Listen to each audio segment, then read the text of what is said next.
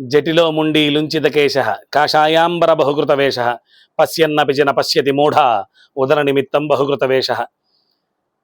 అగ్రశిఖలు వెనక శిఖలు లేకపోతే గుండు చేయించుకొని శిఖ పెట్టుకోవడం లేదా గుండు చేయించుకోవడం, వాటితో పాటు తెల్లటి వస్త్రాలు, పసుపచ్చ వస్త్రాలు, కాషాయ వస్త్రాలు, కాకి వస్త్రాలు, వీటన్నిటిని వేసుకుంటున్నటువంటి ఓ జీవుడా, నువ్వు సమాజ ఉద్ధరణ కోసం పాటుపడుతున్నావా లేకపోతే సమాజానికి నీకు ఉన్నటువంటి గొప్ప చూపించుకోవాలనుకుంటున్నావా?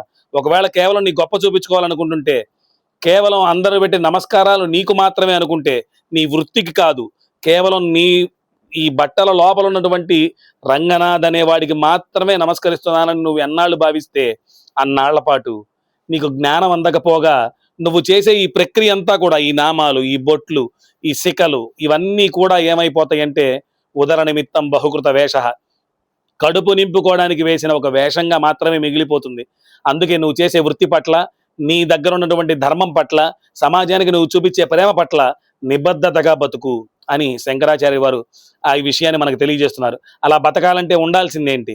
భజ గోవిందం భజ గోవిందం గోవిందం భజ మూఢమతే. ఇప్పటికైనా తెలుసుకోవాలి కదా అని ఈ మాట చెప్తూ, ఒకవేళ ఇలా నువ్వు తెలుసుకోలేకపోతే, పరమాత్మ గురించి నువ్వు వెతుకుతున్నావు, నీకు ఆయన కనబడాలి, ఏం చేస్తే పరమాత్మ కనబడతాడు అని గనక నువ్వు ఆలోచిస్తే, నువ్వు ఆలోచిస్తున్న దాన్ని నీకు సార్థకం చేయడానికి, ఆయన నీకు అర్థం అవడానికి ఒక మాట ఉంది. యోగరతోవా భోగరతోవా సంగరతోవా సంగవిహీన యస్యద్ బ్రహ్మణి రమతే చిత్తం నందది నందది నందత్యేవ. యోగులతో ఉండు, భోగులతో ఉండు, ఒక సంఘంగా ఉండు, సంఘానికి దూరంగా ఉండు. ఎలా ఉన్నా సరే నీ ఆత్మస్థితిగతుడైనటువంటి పరమాత్మ యొక్క స్థానాన్ని నువ్వు తెలుసుకోగలిగి, ఆయన గురించి ధ్యానించగలిగి, ఆయన గురించి కీర్తించగలిగి, ఆయన గురించి నువ్వు ఆ మంత్రశక్తి స్వరూపంలో ఉపాసన అది చేయగలుగుతున్నావు అంటే అది నీకు నందతి నందతి నందత్యేవ. అంతకంటే గొప్ప విషయం ఏముందయ్యా? ఇక పరమాత్మ వైపు నువ్వు దారి చూపించుకోవచ్చు కదా.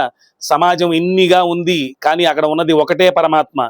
ఇదే మాట నేను సిరివెన్నెల సీతారామ శాస్త్రి గారి మాటల్లో చెప్పాలంటే, సరిగా చూస్తున్నదా నీమది గదిలో నువ్వే కదా ఉన్నది, చుట్టూ లోకాలలో విడివడి రూపాలు నువ్వు కాదంటున్నది. విడివిడి రూపాలుగా ఉన్నవేవి నువ్వు కాదు అనుకుంటున్నావా? విడివిడి రూపాలుగానే ఉన్నాయి అన్నీ కలిపి నువ్వే. ఆ నువ్వు అంటే తత్ త్వం అసి, తత్వమసి. తత్వాన్ని సీతారామ శాస్త్రి గారి మాటల్లో చెప్పాను కాబట్టి మీరు సినిమా గురించి మాట్లాడానని బాధపడకండి. ఇక్కడ ఈ విషయంలో సీతారామ శాస్త్రి గారికి సంబంధించినటువంటి మాట అత్యంత విలువైనది, అత్యంత ఉపయుక్తమైనది. ఆయన కూడా ఆదిశంకరాచార్యులు వారు ఇచ్చినటువంటి వాగ్మయాన్ని ఆరాధించి అనుసరించిన వారే కాబట్టి. నమస్కారం.